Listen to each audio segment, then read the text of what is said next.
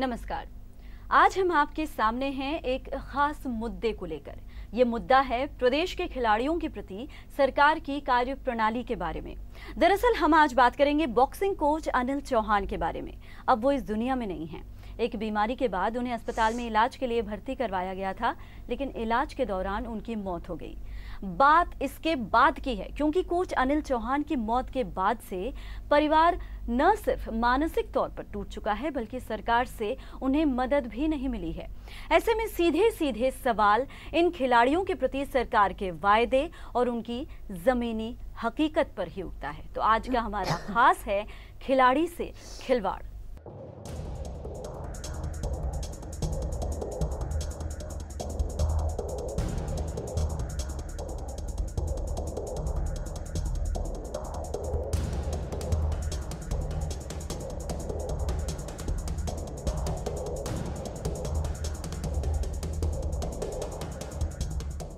Boxing coach Anil Chauhan के बीमार होने के बाद उन्हें सरकारी अस्पताल में इस उम्मीद के साथ भर्ती कराया गया कि जल्द स्वस्थ होकर घर लौटेंगे, लेकिन ऐसा हुआ नहीं। और इसके लिए उस सरकारी अस्पताल पर ही लग रहे हैं आरोप, क्योंकि परिजनों का मानना है कि उनका इलाज सही तरीके से नहीं किया गया और इसीलिए उनकी मौत हुई। मामला यही नहीं थमा। उनकी मौत के बाद अब पेंशन के लिए परिवार ठोकरें खा रहा है। देखिए रिपोर्ट।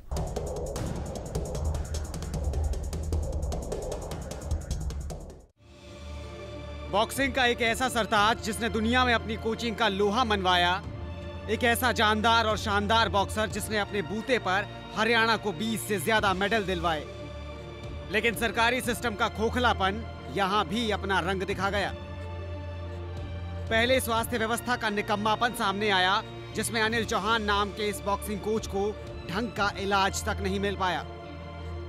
फिर खेल व्यवस्था का निकम्मापन दिखा, जिसमें इस कोच के परिवार को उनके हक का पैसा तक नहीं मिल पाया। और इत्तेफाक देखिए, खेल और स्वास्थ्य ये दोनों ही महकमे अनिल विज के पास हैं।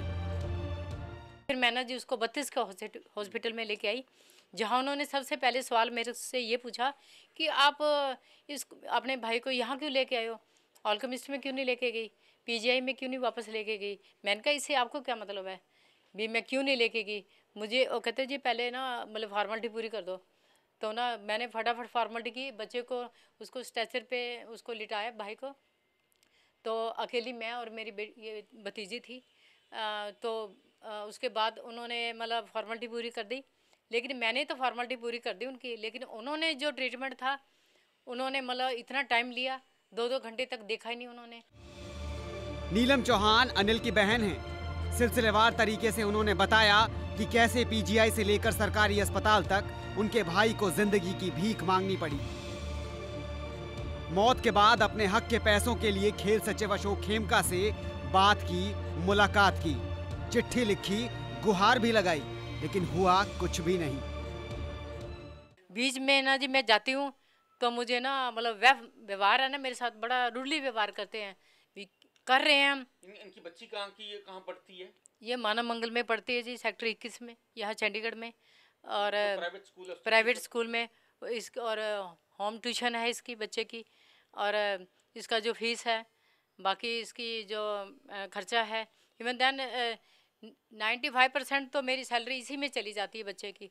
तो मुझे अपना घर का खर्चा है, जो बाकी लोग हैं खाने वाले हैं जी, इनका खर्चा चलाना मुझे बहुत मुश्किल होया हुआ है। इतना मुश्किल आया कि बार बार रिक्वेस्ट करने के बाद देखो जी मेरा नहीं सुना। मैंने लीगल नोटिस दिया जब वो जिंदा था, जब भी उन्होंने कुछ नहीं दिया उसका। वो मेरे को ये कहता रहता था नीलम इन्होंने देख ले। मैंने कहा तू चिंता न कर, पे स्केल रिवाइज हुए ना, सबको मिल चुके, लेकिन उसको नहीं दिया गया। कारण क्या था, उसकी सर्विस बुक अधूरी थी और मुझे ना by hand they the last में। कहते जी ये सर्विस बुक पूरी करवा के ले आओ ताकि हम आपको ना पैसे दे देंगे।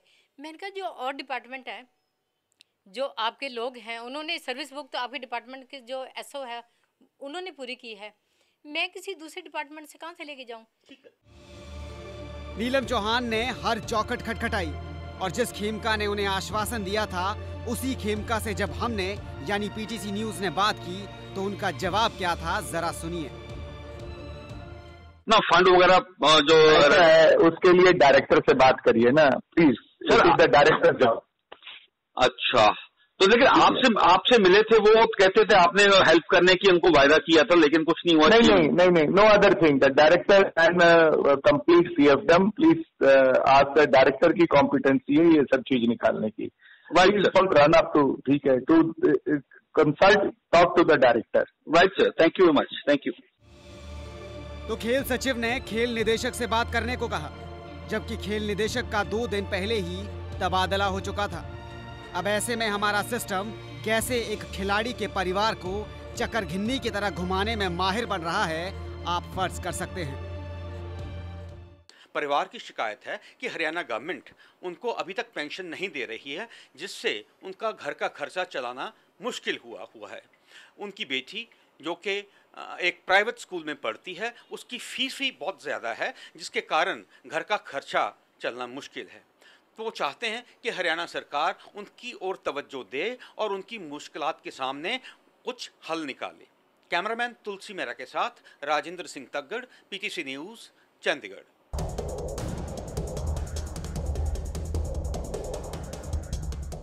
तो जारी है खिलाड़ी से खिलवाड़, हमारा खास शो। फिलहाल रुक रहे हैं एक छोटी सी ब्रेक के लिए। ब्रेक के बाद जारी है, आप बने रहिए हमारे साथ।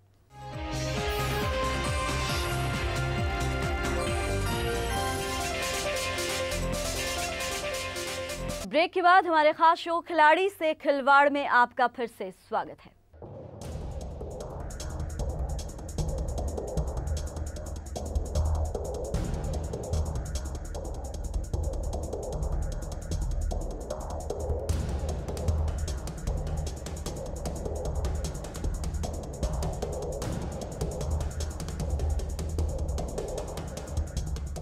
तो अनिल चौहान के साथ जो हुआ सरकारी सिस्टम के खोखलेपन को उजागर करने के लिए काफी है। न सिर्फ अनिल चौहान बल्कि अब परिवार भी इसी खोखलेपन से रूबरू है। क्या गुजर रही है परिवार पर और क्या वायदे थे, इन सब बातों से रूबरू होने के लिए हमारे साथ स्टूडियो में मौजूद हैं अनिल चौहान की बहन नीलम रानी, उनकी मां कमला चौहान, और जिन्होंने ये मुद्दा हमारे सामने उठाया हमारे संवाददाता राजेंद्र सिंह तग्गड़। तो सबसे पहले हम अपने अतिथियों का स्वागत करेंगे। तग्गड़ जी, सबसे पहले तो आपका ही हम स्वागत करते हैं इस खास शो में इस मुद्दे को उठाने के लिए। इसके साथ हमारे साथ मौजूद हैं कमला रानी, उनका भी हम स्वागत करेंगे, और उसके साथ ही हम स्वागत करेंगे कोच की बहन नीलम रानी का। इन सभी अतिथियों का हम स्वागत करने के बाद सबसे पहले हम राजेंद्र तग्गड़ जी के पास चलेंगे और उनसे जानेंगे कि आखिर मुद्दा उनको कहां से मिला। राजेंद्र जी, सबसे पहले तो ये बताइए कि एक बहुत ही संवेदनशील मुद्दा है, आपको ये मुद्दा आपके सामने कैसे आया और आपको क्यों लगा कि ये मुद्दा जनता के सामने आना चाहिए? वैशाली जी, ऐसा है कि सोशल मीडिया को मैं फॉलो करता हूं और उसमें एक दिन मैंने देखा कि एक व्यक्ति जिसका नाम अमित शाह था, उसने कुछ डाला कि उनके कोच अनिल चौहान के साथ ज्यादती हुई है, जबकि वो बहुत ही नामी कोच थे। उन्होंने आर्मी में लोगों को ट्रेनिंग दी, नेशनल लेवल तक लोगों को पहुंचाया। तो मैंने तुरंत उनको मैसेज किया उनके उसमें कमेंट बॉक्स में कि अगर कोई ऐसी बात है तो मैंने मेरे टेलीफोन नंबर दिए मैंने, तो मेरे से संपर्क किया जाए। तो हुआ ये कि उन्होंने तुरंत मेरे से संपर्क किया, फोन किया और मुझे सारी बात बताई। इस बात को जब मैंने सुना तो मेरे को लगा कि खिलाड़ियों के साथ अन्याय हो रहा है और इसको हम जोरदार तरीके से हमें उठाना चाहिए। जी बिल्कुल।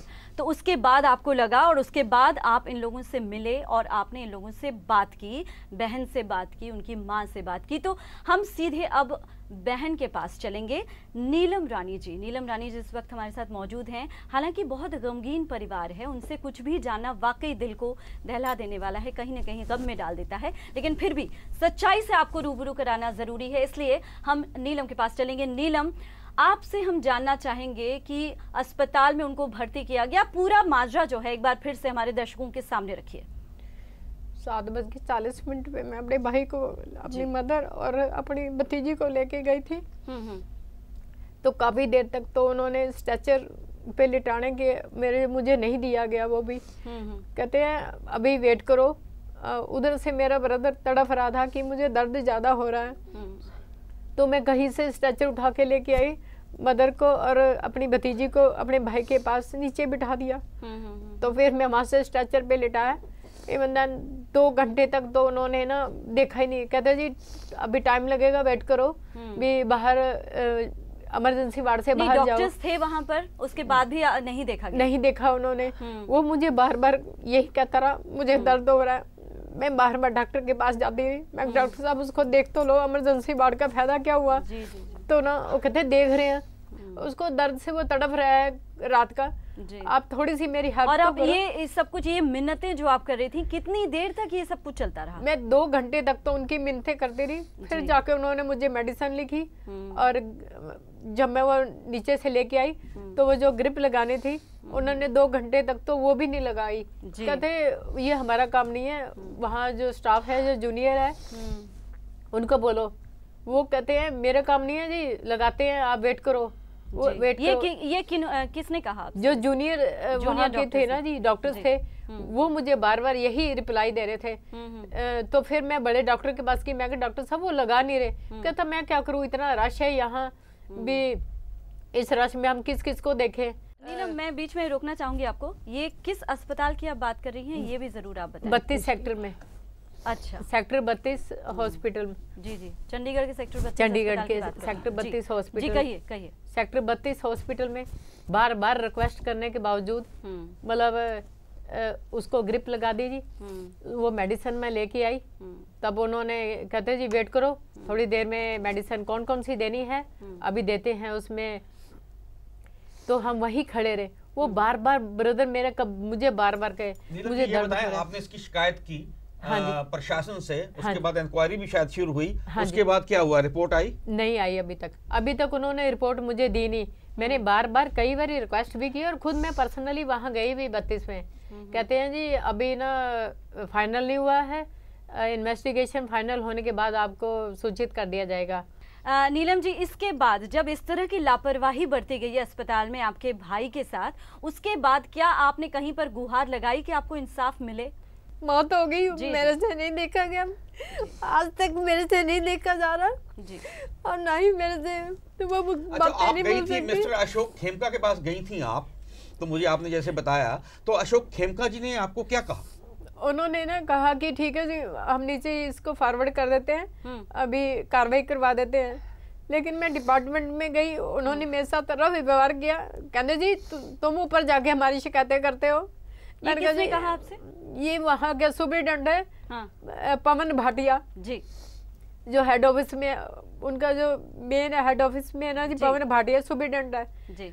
तो ना कहते जी आप हमारी कंप्लेंट करते हो भी। मैंने कहा जी मैं कंप्लेंट कहाँ करती हूँ, आपने मेरे कितने चक्कर काट चुकी हो, आपने मेरे भाई के बारे में आज तक कभी भी, जब वो जिंदा था तभी कुछ नहीं दिया, और वो मर चुका है अब भी कुछ नहीं दिया। मैं क्या आपने शाम नीलम जी आपके पास मैं फिर से आऊंगी, लेकिन अभी आपकी माता जी भी हैं हमारे साथ, कमला रानी, उनसे भी जानेंगे।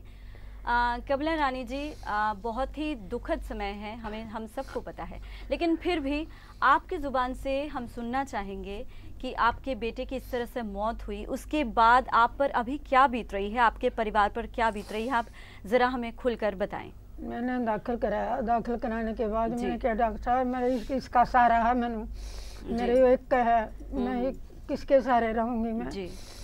घर में कोई मैंने कोई संभालना नहीं, जिसकी लड़की है 13 साल की पोती, उसको कोई पढ़ाने वाला नहीं, कोई प्यार देने वाला नहीं, माँ नहीं बाप नहीं। और पढ़ रही है बेटी, पढ़ रही है उनकी, पढ़ रही है मानव मंगल में जी। और 1.5 लाख रुपया मैं कहाँ से लाऊंगी? 1.5 लाख रुपए फीस है? फीस है उसकी 1.5 लाख रुपया। आप कैसे इंतजाम कर रही हैं फिलहाल? साल की, और मैं अपना बेटा देख नहीं सकी, मेरा एक का बेटा था जी जी जी जी। मैं देखूँ तट पर आए बीबी बचा ले, आए बचा ले, फिर उन्होंने कहा डॉक्टर साहब मेरे एक का बचा ले, कोई नहीं सुनाई मेरी, बिल्कुल भी सुनाई नहीं। धक्के मार मार के बाहर नहीं, बाहर बैठो तो हो बाहर न चलो, बाहर धक्के मार के अस्पताल से बाहर का निकाल दिया हमारे। जी जी जी। तो अभी आप कैसे गुजारा कर रही हैं? अब कुछ ही गुजारा नहीं, रुखी सूखी चटनी तो खा ले नहीं खा ले, मैं तो रो ही जाती हूँ सारी। मैंने छोड़ के कहाँ चला गया हो, वो मेरा पड़ोस करने वाला कहाँ चला गया, मतलब मंजे में बैठी हूँ, खाऊं खाऊं ना खाऊं। एक लड़की का इसका कोई हमारे पास कुछ नहीं है। तो जी जी जी। तो चंडीगढ़ के सेक्टर 32 के सरकारी अस्पताल में राजेंद्र जी आपके पास एक बार फिर से आना चाहूंगी। सेक्टर 32 का ये अस्पताल है, इतना जाना माना अस्पताल है, और चंडीगढ़ जैसे मतलब 2 प्रदेशों की राजधानी जो है वहां पर सेक्टर 32 का अस्पताल काफी नामी गिरामी अस्पताल है, वहां पर इस तरह की लापरवाही के केस सामने आ रहे हैं। जी बिल्कुल आ रहे हैं, और ये कोई पहला केस नहीं है, और केसेस भी आते रहते हैं टाइम टू टाइम। तो जो अनिल चौहान जी का मुद्दा है, इसके मामले में खास करके उन्होंने लापरवाही का प्रदर्शन दिया, और जो इंक्वायरी स्टार्ट की गई उन डॉक्टरों की शिकायत के बाद, उसकी अभी तक आप देखिए वैशाली जी रिपोर्ट नहीं आई है।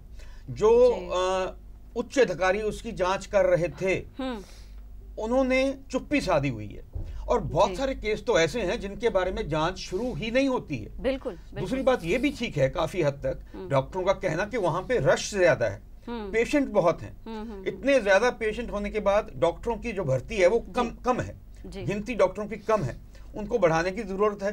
तो ये तो उनका मुद्दा है, वो तो होलिस्टिक प्रॉब्लम। जी जी जी। कमला रानी के पास फिर से जाना चाहूंगी।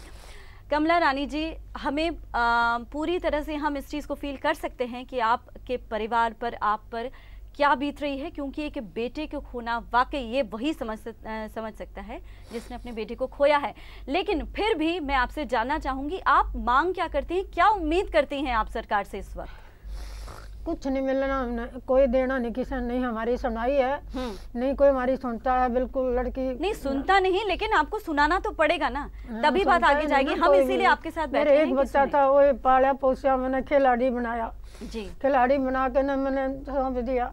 आज मैंने इस ऊपर लेकर सौंप दिया, मैं अकेली बैठी हूँ, मेरा कोई सहारा नहीं है बिल्कुल भी। आपको अभी तक पेंशन तक जारी नहीं हुई है? पेंशन भी नहीं, कुछ नहीं मिला। आप कुछ कहना चाहेंगी? हमारे चैनल के माध्यम से आप कुछ कहना चाहेंगी सरकार से?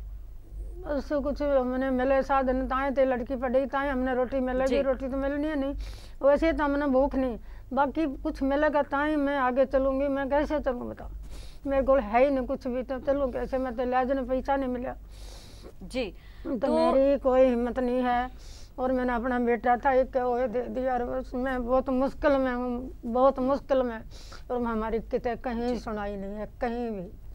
जी जी जी जी।